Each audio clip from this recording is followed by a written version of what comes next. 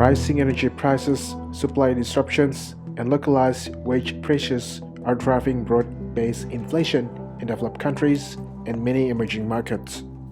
The external factors such as the global shock brought by the Russian invasion of Ukraine may have overseen consequences for the Australian economy.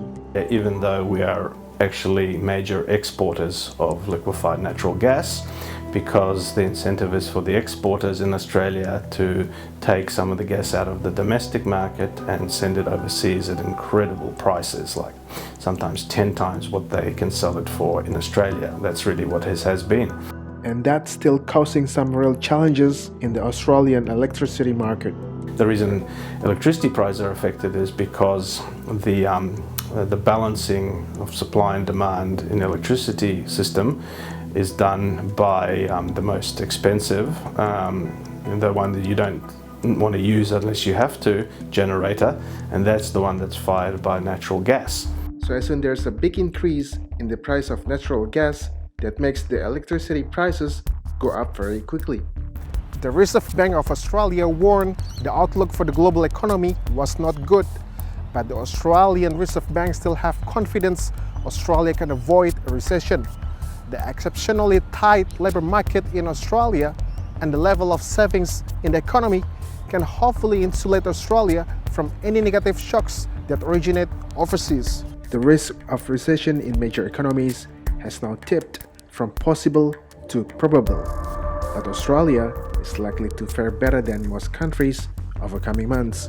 There is inflation in Australia. However, the inflation rate, if you look at the year-on-year inflation rate, is a bit insulated from the rest of the world. So, for example, in US it's 8.5%, in UK over 10%, in Euro it's around 9%. In Australia it is still, in the second quarter it was 6.1%, so it is still manageable. According to the Australian Biro Statistics, just under 900,000 Australians work more than one job, the highest since 1994. The rush to take on additional work has been seen in most age groups, but is greater with young people, who are generally less financially secure and more vulnerable to the inflation.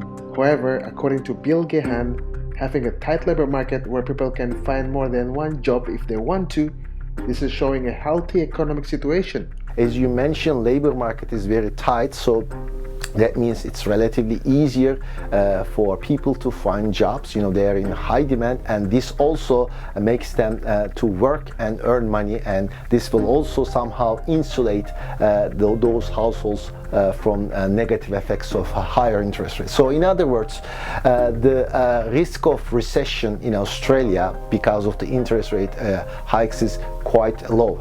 In the end, it is important to note that higher prices, especially for food and energy consumption, will tend to have an impact on low-income households in particular. Muhammad Andri, See Today, Melbourne.